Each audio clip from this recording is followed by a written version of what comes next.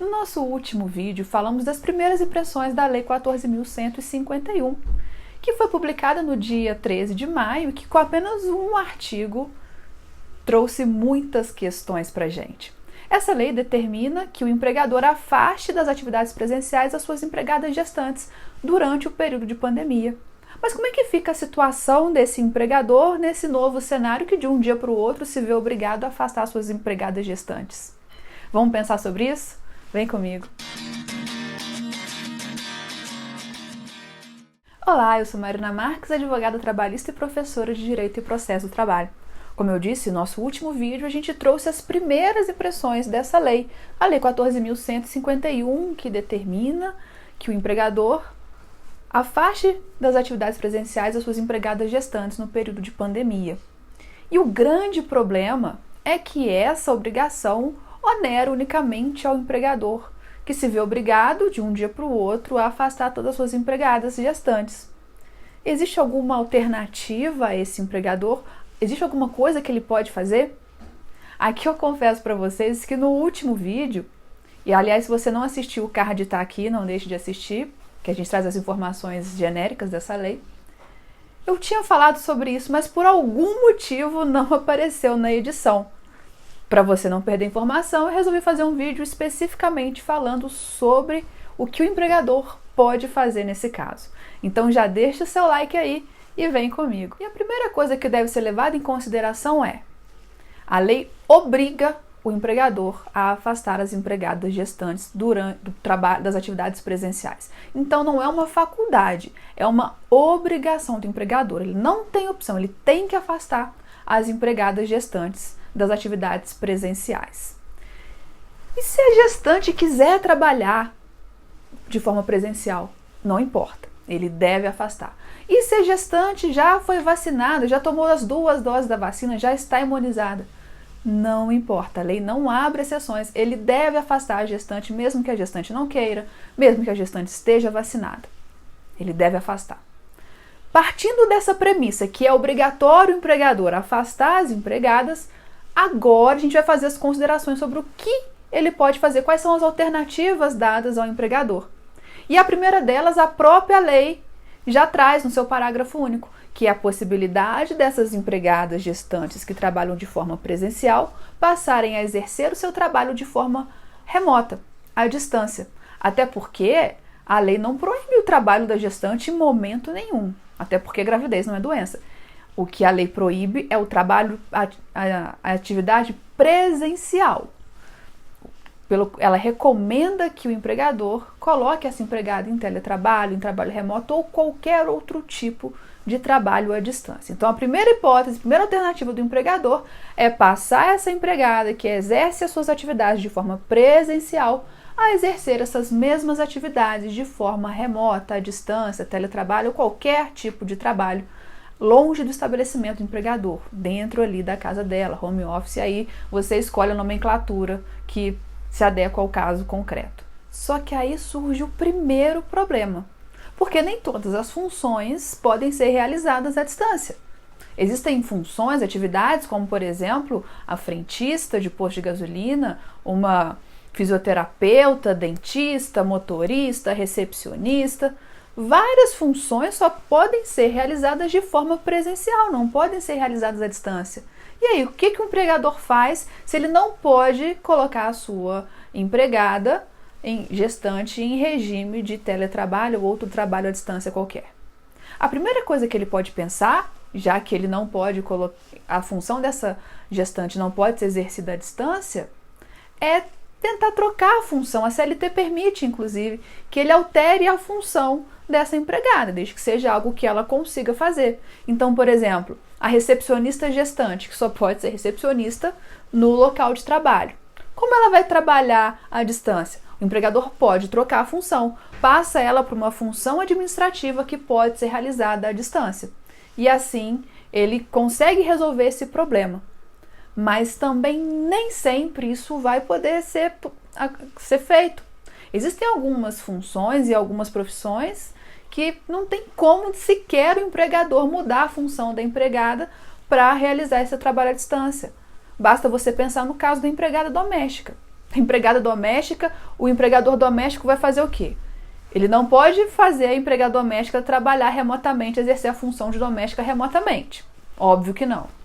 Ele não pode trocar a função da doméstica porque a função da doméstica vai trocar com quem? Não tem outra função que ela possa fazer à distância.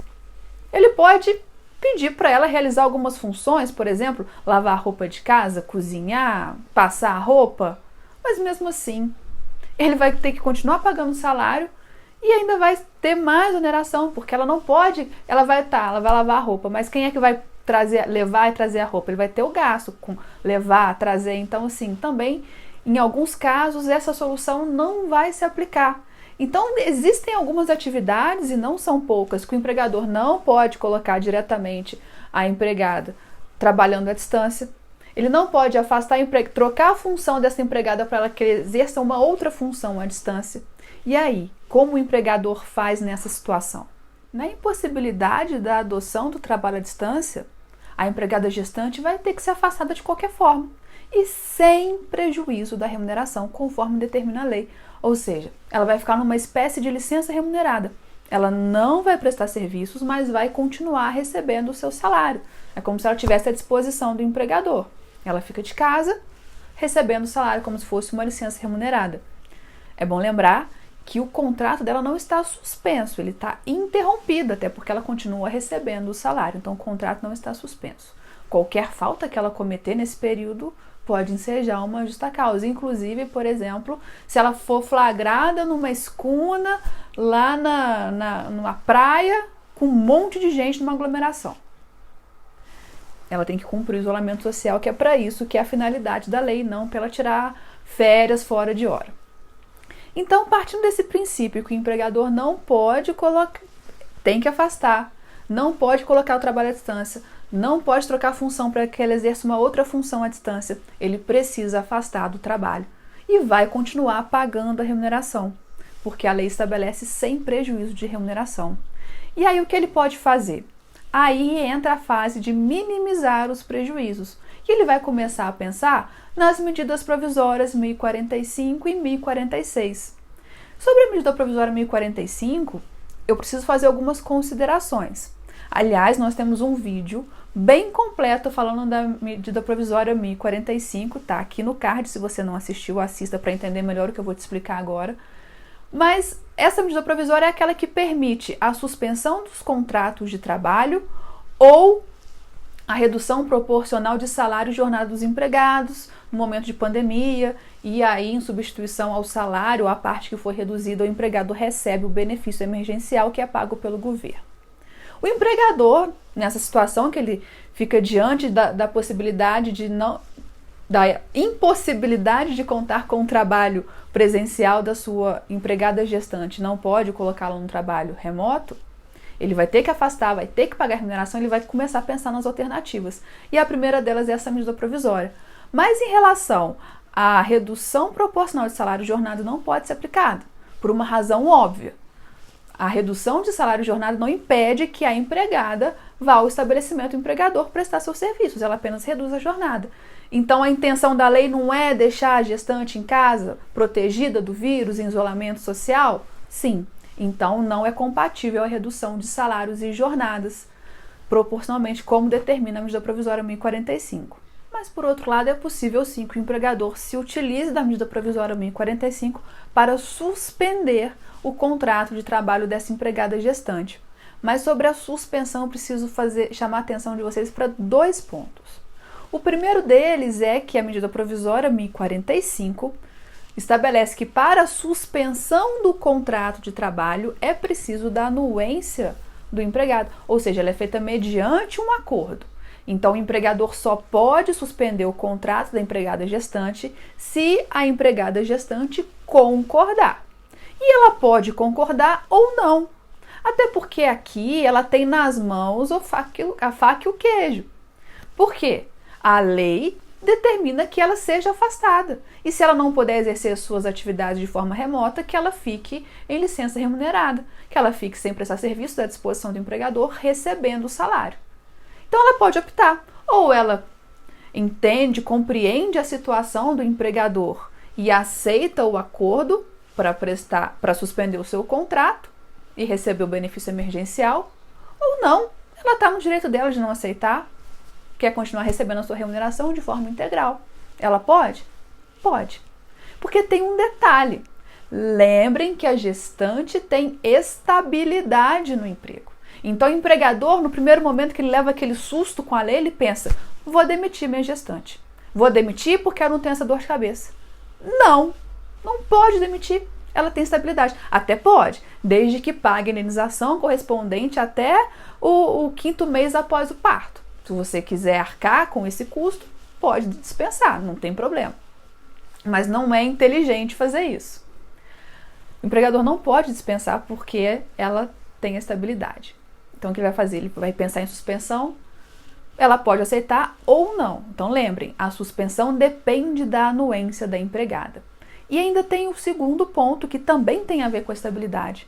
Porque no vídeo sobre a medida provisória 1045 eu expliquei para vocês que todos os empregados que celebrar esse acordo de suspensão, tanto de suspensão quanto da redução da jornada, eles têm o direito à estabilidade no emprego pelo mesmo período que ficou suspenso o seu contrato de trabalho. Então imagine, por exemplo, que o empregador suspenda o contrato da gestante por 2 meses.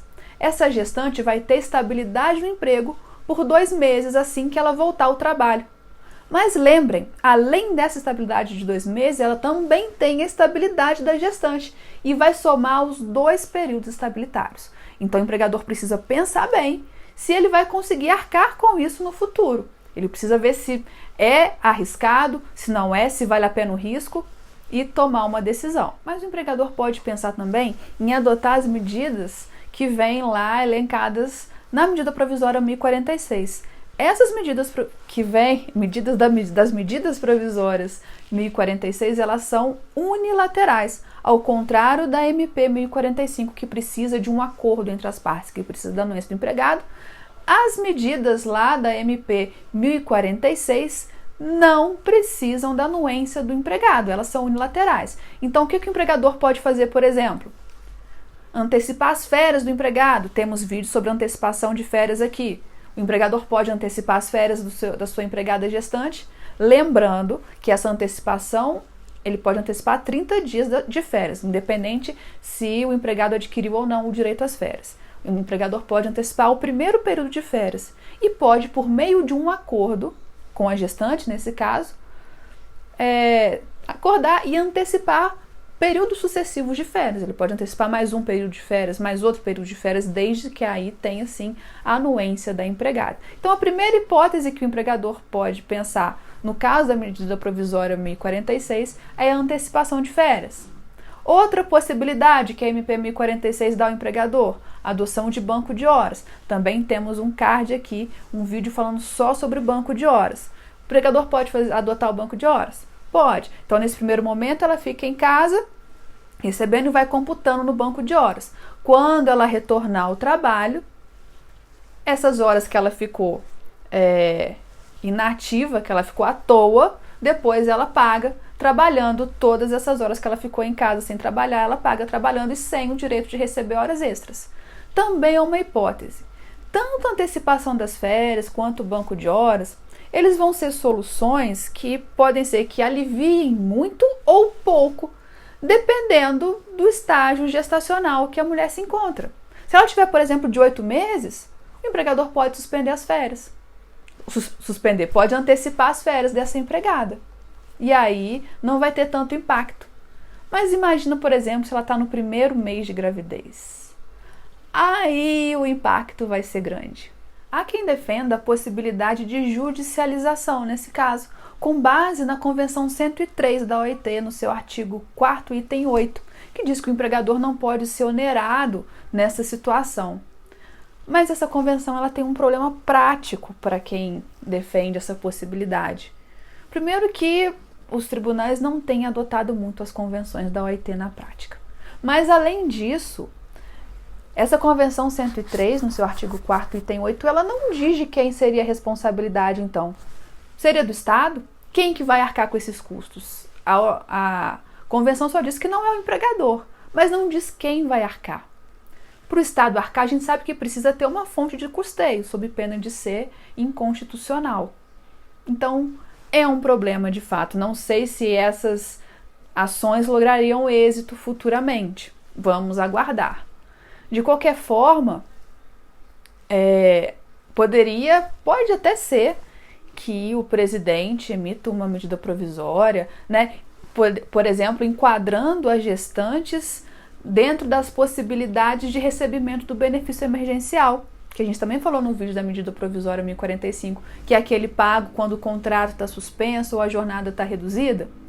O benefício emergencial é pago por quem? Pelo Estado. Pode ser que crie-se uma medida provisória, não sei, só estou imaginando uma possível saída para essa situação, que se inclua também as gestantes, podendo as gestantes assim receberem o benefício emergencial e desonerando o empregador. Não sei se isso vai acontecer. A única coisa que eu sei é que as gestantes devem ser de imediato afastadas das atividades presenciais. Como eu já recebi perguntas, a partir do momento que ela sabe que está grávida, ela comunica com o empregador e aí já tem que ser imediato o afastamento, não tem nem que ficar período de treinamento, treinando alguém para ficar no lugar, não, treina à distância, ela tem que ser afastada de imediato. E nesse primeiro momento, quem vai arcar, infelizmente, é o empregador, que a gente sabe que já está super onerado, a crise está piorando demais, né? Essa crise causada pela Covid está trazendo transtornos financeiros gigantescos para os empregadores, e essa lei onera um pouco, mas é uma lei justa. As gestantes são grupo de risco, a OMS já reconheceu isso faz tempo, essa lei veio até bem atrasada, então o problema não é o direito da gestante ser afastada, e sim o ônus recair unicamente sobre o empregador, sem nenhuma contrapartida, sem nenhuma compensação tributária a esse empregador. Se você ficou com alguma dúvida, deixa aqui nos comentários. Se você ainda não se inscreveu no canal, se inscreva, ative as notificações. Nosso próximo vídeo vai ser falando sobre o afastamento da empregada doméstica também, que gera muitas discussões. Então ative as notificações para você saber quando eu postar esse vídeo. E manda esse vídeo, compartilha aí com os empregadores, as gestantes e para a gente divulgar conhecimento. E eu te espero no próximo vídeo. Até lá!